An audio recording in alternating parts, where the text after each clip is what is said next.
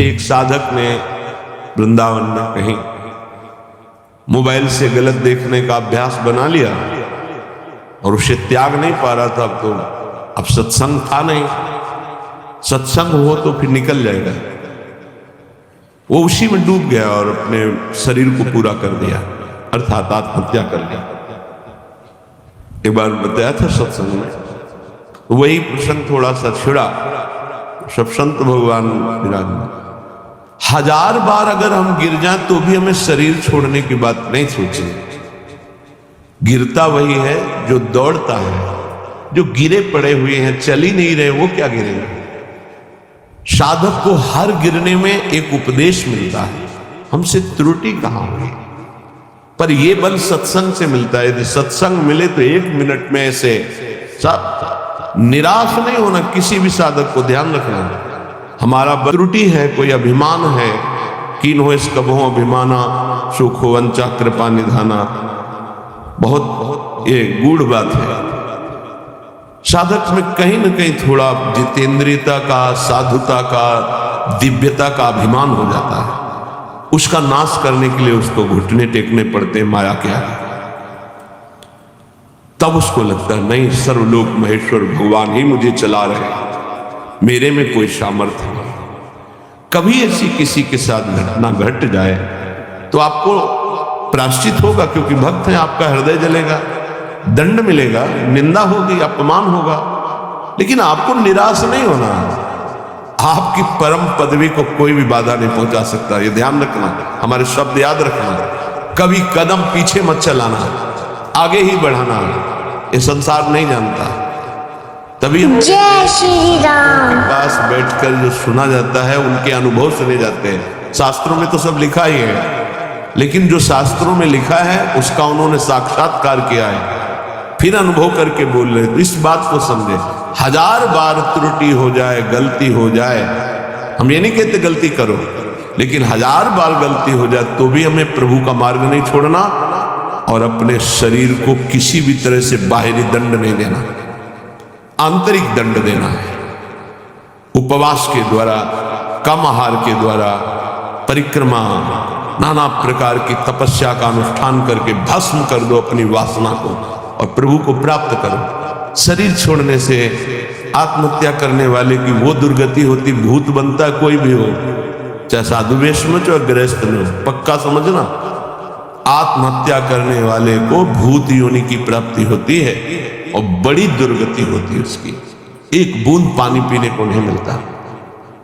पानी की प्यास की कीमत वही जानते हैं जिनको प्यास होने पर पानी नहीं मिलता। तुम क्या जानते? एक बूंद पानी उस जीवात्मा को नहीं मिलता जो प्रेत योनि को प्राप्त होता है, तो पागल बना घूमता है। फिर किसी निकृष्ट आचरण वाले के ऊपर सवार होकर तब वो अपनी प्यास बुझाना चाहता है। इसलिए इस मार्ग में चलने वाले पथिक को इतनी हिम्मत होनी चाहिए। लोका स्वच्छंद निंदाम बिंददति यदि में किम ततो दीन दीनो। मैं दीन नहीं बनूंगा उस समय। ये हमारी बात को पकड़ना। हमारी निंदा हो रही, तिरस्कार हो रहा, अपमान हो रहा है। अगर गलती नहीं हुई तो दीन बनने की तो बिल्कुल आवश्यकता नहीं। अगर गलती हो गई तो भी दीन बनने की आवश्यकता नहीं। क्यों? क्योंकि कुश्ती लड़ने वाला ही हारता है, देखने वाले तो केवल तालियां बजाते हैं। सदैव विजयी नहीं रहता, कभी कभी दांव चूक जाता है, दोबिया पछाड़ में गिरता है। ऐसे ही हमारा युद्ध हो रहा है काम से, क्रोध से, लोभ से, मोह से, मद से, मत्सर से। ये क्या जाने, संसारी क्या जाने। मानो 30 वर्ष लड़ते हुए उसे व्यतीत हो गए, कभी घुटने नहीं टेका, लेकिन अगले मिनट में चूक हो गई और घुटने टेक दिया।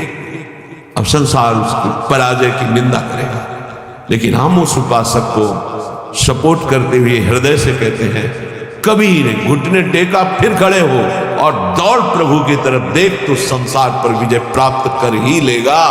नामे भक्ता प्रणश्यति। ये जरूरी नहीं है कि हम अपने शरीर को त्याग दें, क्योंकि ऐसी गलत, ऐसे प्राय जिनको सत्संग नहीं मिलता ऐसा कर देते हैं।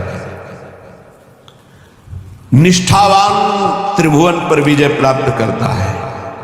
लोका स्वच्छंद निंदाम विंधतन, चाहे कोई कितनी निंदा करे तुम्हें फर्क नहीं पड़ना है। और फर्क पड़ जाता है तब जब सत्संग नहीं मिलता। ये हम आपको सत्य कहते हैं। सत्संग में बड़ी शामिल है। संतों के वचन अमोघ अमृत होते हैं। सत्संग ही बचाता है, संत वाणी ही उठाती है हमको। नहीं तो कभी कभी ऐसी दशाएं जीवन में होती हैं कि साधक निराश हो जाता है। जिसको किसी को कटु व्यवहार नहीं करते, किसी से कोई मतलब नहीं रखते, अपना लक्ष्य केवल, फिर भी गाली दे रहे, फिर भी ऐसे ऐसे षड्यंत्र रच रहे, फिर भी प्रतिकूलता। हे नाथ, ऐसा क्यों हो रहा है? ये कमजोरी हमारी है। इस कमजोरी को संत वाणी दूर करती है। पक्का जब जब जीवन में कहीं कमजोरी आई तब तब संत वाणी ने हमें उठाया, संत संग ने हमें उठाया। ये हमने जीवन में देखा।